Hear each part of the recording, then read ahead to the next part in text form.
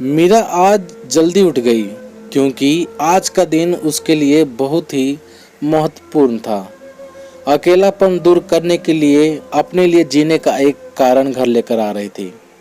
देखा जाए तो बहुत खुश भी थी और थोड़ी सी नाराज भी, क्योंकि पिछले 7 साल की यादें उसे रात भर सोने नहीं देती थी। चाय का कप लेकर वह गैलरी में आकर बैठ गई और गुजरा हुआ कल उसके आंखों के सामने घूमने लगा। बेटा, तुम्हें ऐसे नहीं आना चाहिए था। शादी होने के बाद उसे अंत तक निभाना आना चाहिए। ऐसा समझो कि तुम्हारा नसीब ही खराब है। कोई क्या कर सकता है। अगर माँ बन सकती तो बात ही अलग होती। मैं माँ नहीं बन सकती तो इसमें मेरी क्या गलती है। यह सब मेरे हाथ में है क्या।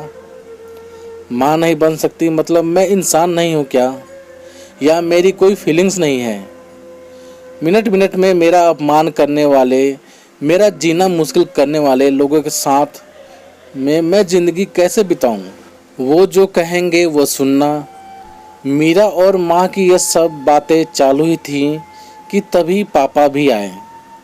ये देखो बेटा, मैं तो एक कपड़े की दुकान पर काम करता था। अभी उम्र हो गई है तो कोई काम भी नहीं देता है। और तुम्हारा भाई हर्ष तो परदेश में अपनी गृहस्थी में ही मगन हो गया है। तुम कहो तो मैं तुम्हारे ससुराल वालों से बोलता हूँ, पर तुम अपने ससुराल वापस चली जाओ, ऐसा मुझे लगता है। नहीं पापा, कुछ भी हो जाए मैं उस घर में वापस नहीं जाऊंगी। वहाँ पर मुझे घुटन सी होती है। वहाँ मिलने वाले अपमान और बेइज्जती से मैं थक चुकी हूँ। शादी के पहले मैं मेरे पैरों पर खड़ा होना चाहती थी, पर मेरा ग्रेजुएशन होते ही आपने मेरी शादी करवा दी।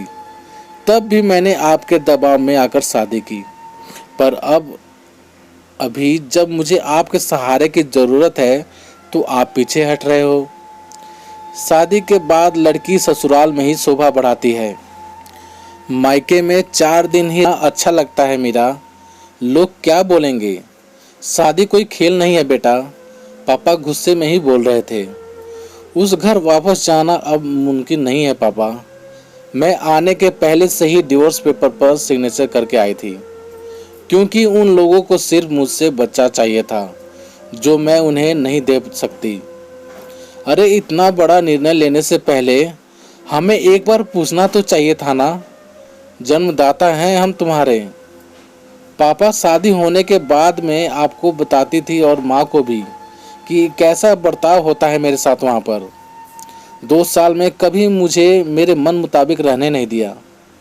जब मेरी रिपोर्ट आई और पता चला कि मैं कभी माँ नहीं बन सकती, तो वैसे ही इन लोगों ने मुझे अपने असली रंग दिखाना चालू कर दिया।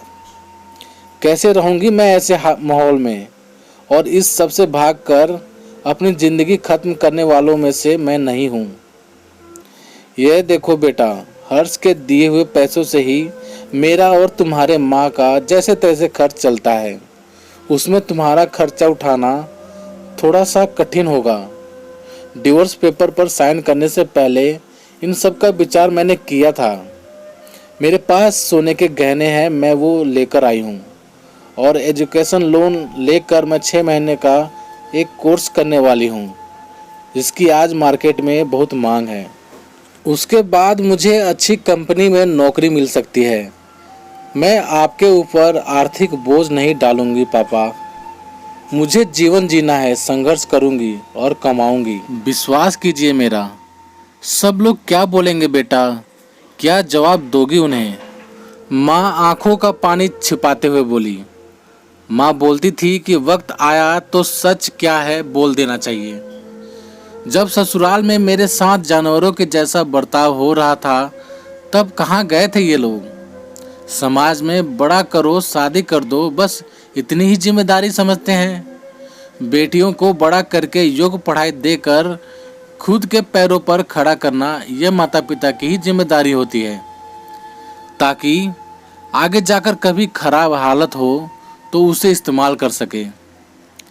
तय के मुताबिक मीरा ने 6 महीने का कोर्स किया और तुरंत उसे एक अच्छी कंपनी में काम भी मिल गया। वो बहुत खुश हो गई थी। सब अच्छा चल रहा था।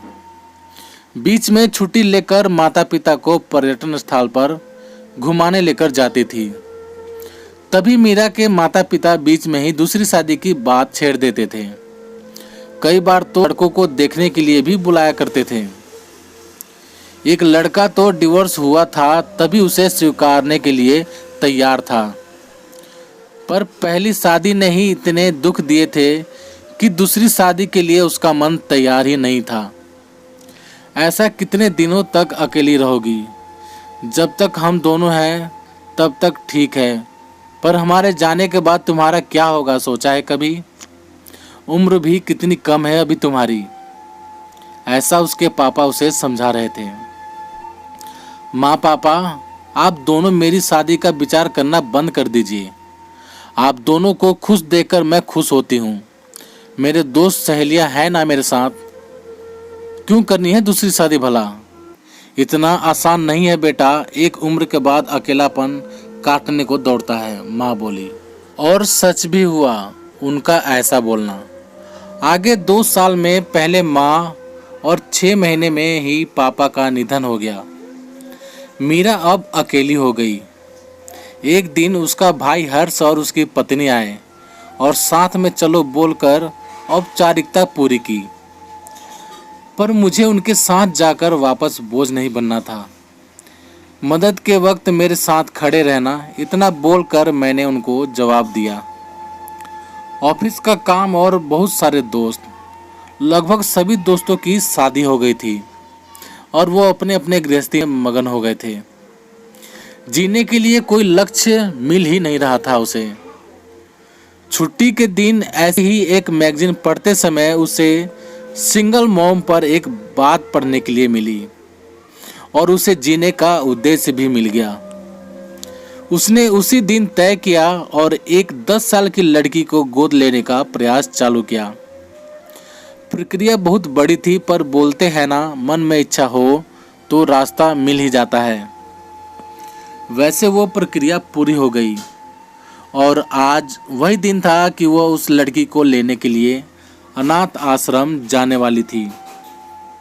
उस लड़की को घर लाकर वो माँ नहीं बन सकती, इस सोच पर और उस पर होने वाले सभी आरोपों को मिटा देना चाहती थी। उसने यह निश्चय किया कि लड़की को पहले बहुत पढ़ाऊंगी, उसे खुद के पैरों पर खड़ा करूंगी और फिर जाके उसकी शादी करूंगी। तो दोस्तों, आप सभी को ये कहानी कैसी लगी प्लीज़ कमेंट करके हमें ज़रूर बताना। यदि कहानी आप सभी को अच्छी लगी हो तो लाइक करना, शेयर करना और चैनल पर नए हो तो चैनल को सब्सक्राइब भी ज़रूर कर देना। चलिए दोस्तों, मिलते हैं आप सभी से एक और नई कहानी के साथ। तब तक के लिए जय हिंद, वंदे मातरम।